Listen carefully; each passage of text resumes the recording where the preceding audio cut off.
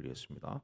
홍수 후에 하나님께서 노아와 자손들에게 두 가지 약속을 했습니다. 9장에 보면은 생육하고 번성하여 땅에 충만하라 그랬습니다.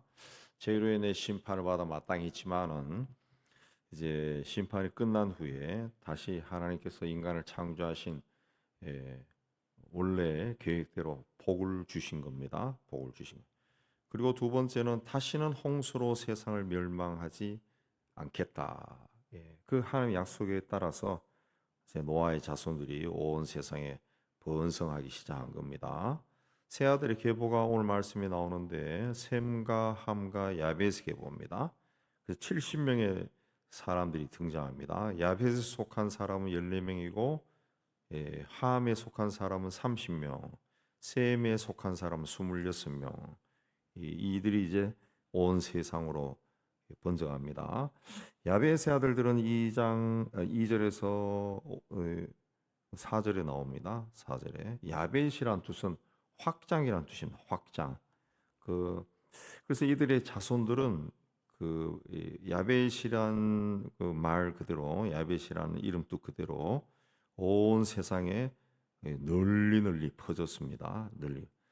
창세기 2장 9장 27절에 하나님이 야벳을 창대하게 하사, 창대하게 하사, 확장시켰어요. 그래서 야벳의 후손은 쭉 나오는데 그 오늘날로 보면은 유럽과 그 중앙아시아 그쪽으로 흩어졌습니다. 중앙아시아. 그러니까 카자흐스탄 이쪽까지 흩어진 거죠. 우리도 아마도 이 야벳의 후손인 것 같아요. 야벳의 후손. 그다음에 6절에서 14절은 그 함의 후손들입니다. 함의 후손들.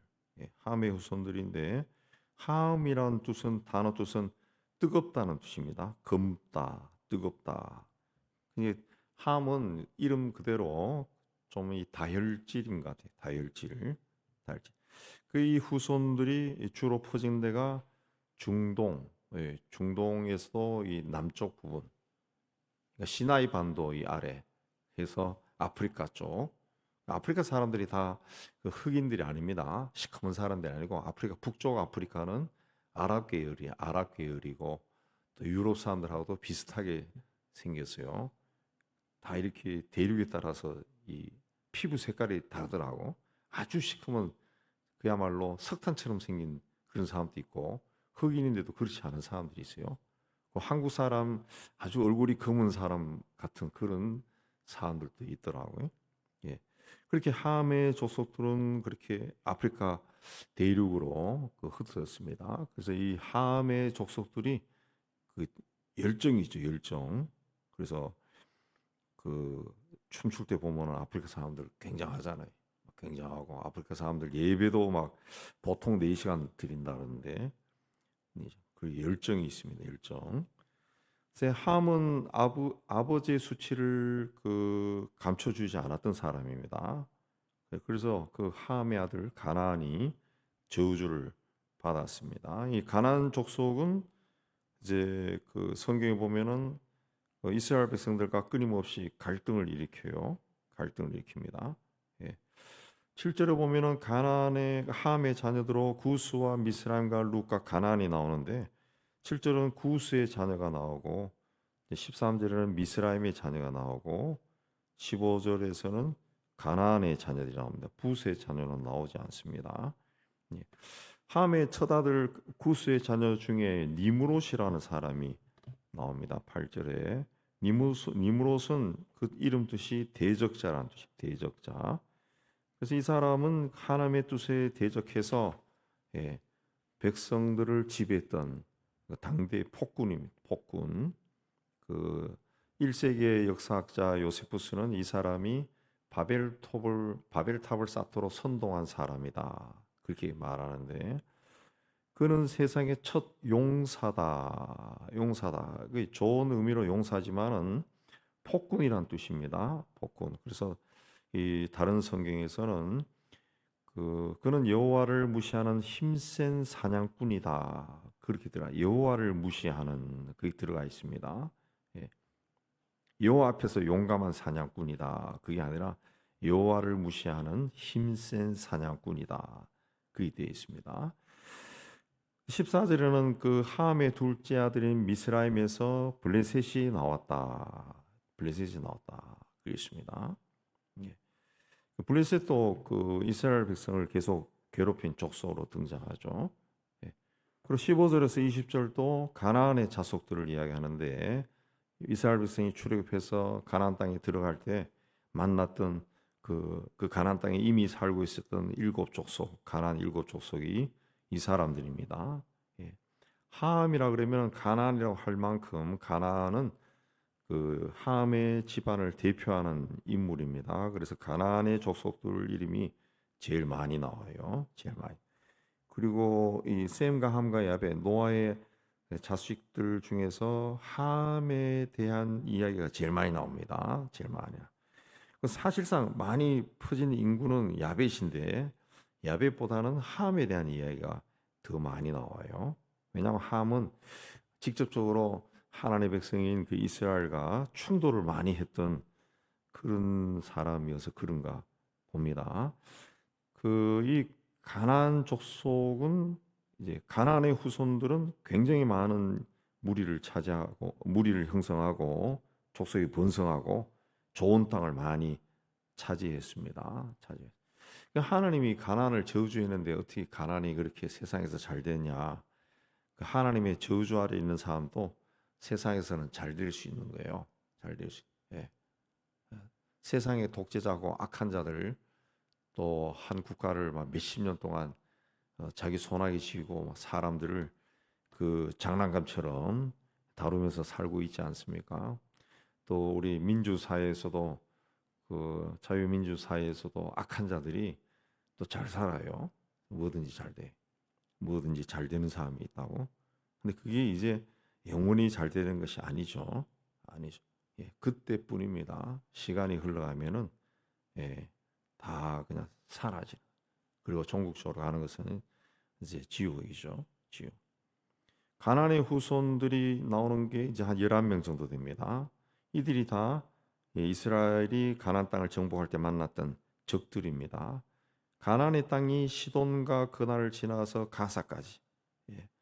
그리고 그 이걸 이제 이야기하면은 오늘날 그 레바논 있죠. 레바논에서부터 그 시나이 반도 전까지 전까지 지금 요새 한참 전쟁이 일어나는 팔레스타인 땅 전부 그다음에 여리고 그쪽까지 다 차지한 거예요. 가나안 족속들이.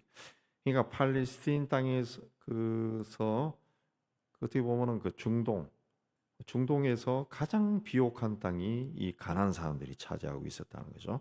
예. 근데 결국 그게 그 출애굽한 이스라엘 백성들에게 뺏깁니다. 뺏깁니다. 그러니까 하나님의 입장에서 봤을 때는 우리 인간의 입장에서 봤을 때는 시간이 몇백 년씩 흘러가지고 천년, 이천년 흘러서 차지하고 그렇게 하지만 하나님의 시간은 천년이 하루고 하루가 천년이다 하신 말씀처럼 하나님의 입장에서 봤을 때는 잠깐 가난 사람들이 그 땅을 차지했다가 이스라엘에게 뺏겨버리는 거죠. 이스라엘에 주신 겁니다. 21절에 31절까지는 셈의 후손입니다. 셈은 21절에 에벨 온 자손의 조상이 되었다. 에벨은 건너편이라는 뜻입니다. 건너편. 히브리 이스라엘 민족을 이제 히브리 사람들, 근데 히브리라고 하는 뜻이 강 건너편이라는 뜻이에요. 그래 이스라엘의 조상인 아브라함이 유프라데 강을 건너왔다. 건너왔다. 그러니까 아브라함의 그 살던 곳이 우르라고 하는 곳은 요새 그 이란하고 막 전쟁이 막 벌어지잖아요. 그 지도에 보면은 그 중동에 그 이 큰 그 바다가 이제 세 개가 있어요. 시나이 반도가 쭉 이렇게 티 나오면서 왼쪽 오른쪽 거기 바다가 거기 홍해고 그다음에 또 아라비아 반도와 이제 이란이 들어가 있는 그 반도 사이에 또 바다가 또 있죠. 호르무즈 해협이라 그러나 그 이란하고 이라크 사이에 꼭대기 그 점 찍는 곳, 그 구석에 있는 곳이 이제 갈대아 우르입니다. 갈대아 우르. 거기서부터 이제 강을 건너가지고 아브라함이 온 거죠. 아브라함이 온 거. 그래서 강을 건너왔다. 그래서 히브리 사람들이다. 그렇게 이해합니다. 히브리 사람들, 히브리. 예, 그러니까 이스라엘의 조상은 바로 셈입니다. 셈. 예, 셈의 종족들은 대부분이 이제 그 중동 지방에 산 거죠. 중동 지방에 거처한 겁니다. 셈은 그 굉장히 그 자손들이 적어요. 숫자가. 예, 숫자. 근데 그 후손들이 이스라엘의 정통, 어떻게 보면 하나님의 축복의 정통을 잇는 걸 보면은 하나님의 축복은 숫자가 아니라는 거죠. 숫자 아니. 예. 뭐 세상 사람들 보건대 사람 수가 많고 뭐 크고 그런 것이 하나님의 복이 아니라는 것을 알 수 있습니다. 예. 그래서 셈의 후손은 이제 그, 그 페르시아 예. 그쪽 부분 해가지고 요즘으로 얘기하면은 시리아, 그 팔레스틴 그 위로 올라가고 그쪽으로 이제 흩어져서 산 겁니다. 그렇죠? 예. 그러니까 가나안의 후손은 아라비아 그 중동에서 이 우리 지금 우리 눈으로 볼 때는 왼쪽 부분의 전체고 셈은 오른쪽 부분이에요. 오른쪽에 한 기퉁이. 자, 아르박사스의 손자가 24절에 셀라를 낳고 셀라는 에벨을 낳았다. 25절에 에벨은 두 아들 낳고 하나는 벨렉이고 하나 둘째는 욕단이다. 벨렉은 분리라는 뜻이고 욕단은 작다라는 뜻입니다. 여기서 두 종족이 나오는데 하나는 아브라함 계통이고 하나는 아라비아 계통입니다. 아라비아. 그러니까 쉽게 얘기하면은 하나는 이스라엘이고 유대인들이고 하나는 그 아랍 족속이 아랍 족속 이슬람 믿는 사람들 그 사람들입니다. 자, 이들로 말미암아 32절에 보면은 이들에게서 열국이 나눠졌다. 그래서 그 땅의 백성들이 나뉘어졌다. 이건 벨렉이라는 이름 뜻에서 이름 뜻대로 된 겁니다. 그리고 바벨탑 사건이 이제 이때 일어나죠. 벨렉이 탄생한 때가 바벨탑 사건으로 해서 인류가 나뉘어지는 시대입니다. 나눠지는. 인류가 이렇게 퍼지면서 나눠지는 겁니다. 노아의 세 아들을 중심으로 그 인류의 그 족속을 분류할 수가 있습니다. 이 시간이 인류학 시대가 아니기 때문에 어디고 상세히 볼 수는 없지만 그래도 그 찾아보면은 뭐 주석책이나 아니면은 다른 책들하고 같이 비교해 보면 이 종족이 이 종족이구나 그게 아주 선명하게 드러납니다. 그 야벳은 이제 그 아까 말씀드린 유럽이라고 생각하면 돼요. 유럽과 중앙아시아. 그러니까 헬라 사람, 로마 사람 뭐 이런 사람들 다 페르시아 사람들의 조상들입니다. 함은 그 애국과 남쪽, 그 아프리카 쪽 대륙, 그 셈은 이제 중동으로 해가지고 이쪽 오른쪽 부분 이렇게 퍼졌어요. 자, 이렇게 세 자녀들의 후손들의 이름을 기록한 목적이 뭐냐? 족보를 그 만들기 위한 것이 아닙니다. 그 노아의 자녀들은 우리가 사는 이 세상에 사는 모든 사람들의 조상들입니다. 조상들. 예. 근데 이 노아의 자손들이 처음에 퍼지면서 만든 것이 뭐냐? 바벨탑이에요. 바벨탑. 예. 그리고 바벨탑 이후에 성경은 셈의 족보만 나와요. 셈의 족보. 예. 그리고 11장 26절에 가면은 아브라함이 등장합니다. 아브라함. 예. 그러니까 하나님이 그 노아의 심판을 통해 가지고 세상에서 하나님께 대적하는 자들을 다 쓸어버리고 새 아들을 통해 새로운 그 종족이 퍼지는 그런 시도를 했는데 인간에게 들어온 그 죄성이라는 것이 쉽게 벗어나지 못하는 거예요. 그래서 퍼져나가는 노아를 통해서 퍼져나가는 종족들이 또 하나님께 대적해요. 또 하나님께 대적. 바벨탑으로. 그래서 그 언어가 달라지게 온 세상으로 흩어버리고 예. 아브라함이라고 하는 새로운 사람을 택해 가지고 아브라함을 통해 가지고 믿음의 자손들이 퍼지게 한 겁니다. 그래서 마태복음 1장 1절 신약 1장 1절은 아브라함과 다윗의 자손 예수 그리스도의 세계다. 그 이해합니다. 그 예수 그리스도의 족보에서 제일 중요한 사람은 아브라함과 다윗이라는 거죠. 다윗이다. 아브라함은 이제 셈의 후손입니다. 셈의 후손. 자, 예수님에게 인간의 족보가 중요한 이유는 구원인 때문에 그렇습니다. 인간을 구원할 수 있는 분은 하나님이면서 하나님뿐입니다. 인간을 구원할 수 있는 분 하나님뿐이에요. 근데 하나님은 인간이 아니기 때문에 인간을 구원할 수가 없어요.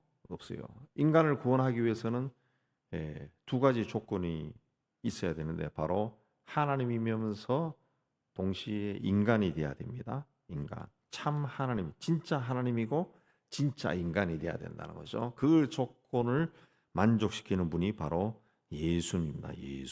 예수님은 참 하나님이면서 참 인간이다. 참 인간. 진짜 하나님이고 진짜 인간이라는 거죠. 예. 그래서 인간이 되기 위해 여자의 몸에서 태어나고 족보가 있는 겁니다. 아브라함과 다윗의 자손으로 태어난 거죠. 예. 마리아라고 하는 인간의 성령께서 임하셔서 잉태된 겁니다. 잉태. 그래서 10장 5절 이하 야베스 후손들에 대한 결론이 나옵니다. 이들로부터 그 10장 5절에 여러 나라 백성으로 나뉘어 각기 언어와 종족과 나라대로 바닷가 땅에 머물렀다. 또 20절에는 함의 자손들에 대하여 각기 족속과 언어와 지방과 나라대로였다. 31절은 셈의 자손들이 족속과 언어와 지방과 나라대로였다. 그랬습니다. 그러니까 하나님은 종족과 언어로 사람을 나누신 겁니다. 사람을. 그래서 마태복음 28장 예수께서 너희는 가서 모든 족속들로 제자를 삼아라 그랬습니다. 계시록 7장 9절에도 각 나라와 족속과 백성과 언어에서 셀 수 없는 큰 무리가 흰 옷을 입고 왔다 그랬습니다. 이 창세기 10장에서 나라와 언어와 종족과 나라대로 나눠진 백성들이 예수 안에서 하나가 돼 가지고 이제 하늘나라에 들어오는 겁니다. 예수 그리스도로 말입니다. 예수 그리스도가 이 나눠진 언어와 나라와 종족대로 나눠진 세상 사람들을 하나로 만든 예수 안에서 참 인간이며 진짜 하나님이며 진짜 인간인 그분이 오셔가지고 이제 하나로 이제 만드는 거죠. 이 복음이 온 세상을 하나로 하는 겁니다. 이 복음이 하나. 그래서 우리가 지금도 그 아프리카에 가나 유럽에 가나 미국에 가나 또 한국에 있으나 어딜 가나 예배 시간에 예배 형식은 거의 똑같습니다. 거의 똑같습니다. 예배 의식 자체가 2000년 전에 내려오던 그 회당 예배를 그대로 답습한 거기 때문에 거의 비슷합니다. 뭐 가톨릭은 조금 복잡하지만 그래도 형식상 비슷합니다. 어느 나라를 가거나 주일 예배는 다 드릴 수 있어요. 다 드릴 수 있고 어떤 경우에는 가서 찬송하는 시간에 내가 아는 찬송가가 나와요. 언어는 다르지만은 찬송가가 나온다. 내가 아는 찬송가. 복음 안에서 하나가 된 거죠. 그 족보는 지명과 인명이 사실이라는 것을 뜻하는 겁니다. 이게 사실이다. 자, 이런 인물들이 진짜 역사 속에 존재했다. 이걸 증명해 주는 거죠. 증명해 주는. 그러니까 인류의 조상은 노아 하나다. 거기서 갈라졌다. 한 조상을 가지고 있다라는 것은 모든 세상에 있는 모든 사람이 한 형제고 자매다. 구원받지 못할 사람은 아무도 없다. 그걸 이해합니다. 노아의 후손 중 셈의 후손들이 하나님의 선민 택한 백성이 되는 복을 받았습니다. 그러니까 비록 그 오늘 말씀 보면은 그 모든 자랑거리는 함의 자손들이 다 가지고 있는데 셈의 자손들은 그냥 이름만 쭉쭉 나와요. 이름만 나오지만은 하나님의 축복이 셈의 후손들에게 머물렀다. 그래서 오늘 우리도 좀 뭔가 부족하고 연약하고 아쉬워도 그 하나님의 축복 속에 머물러 사는 것이 중요하다라는 것을 그 이야기하는 겁니다. 그래서 세월이 아주 흐른 후에 뭐 우리 시대에 주님께서 오실 수도 있지만 그렇지 않아서 세월이 아주 오래 흐른다 그러면 세월이 흐른 후에 그 우리 가문의 족보가 그 믿음의 가문의 족보가 다 되기를. 그래서 하나님의 은혜가 우리 집안에 이렇게 흘렀다. 그걸 자랑스러워. 제가 언제 이야기했지만은 제가 부목사 시절에 우리 교구에 고등학교 선생님 하나 있었는데 안수입사. 그럼 일찍 돌아가셨더라고요. 나중에 보니까 그분이 항상 가지고 다니는 성경책이 아버지 성경책이야. 아버지 성경책. 그 아버지가 경상남도 진주 쪽인가 거기서 그 시골 교회에서 목회를 하셨다 하더라. 목회를. 예. 그 아버지 성경을 가지고 다니 제가 한번 봤어요. 보니까 거기 옛날에 뭐 컴퓨터가 뭐 있습니까? 성경책에 막 깨알같이 막 적어놓은 것들이 많더라. 글이 막 성경 창세기에서 계시록까지 막 깨알 같아요.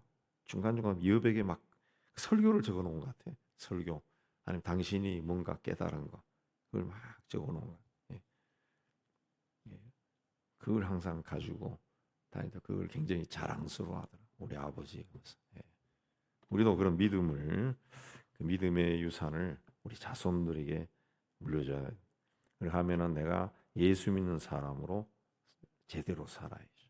우리 다 셈의 그 축복을 받아 누리는 여러분 다 되시기를 주의 이름으로 축복합니다.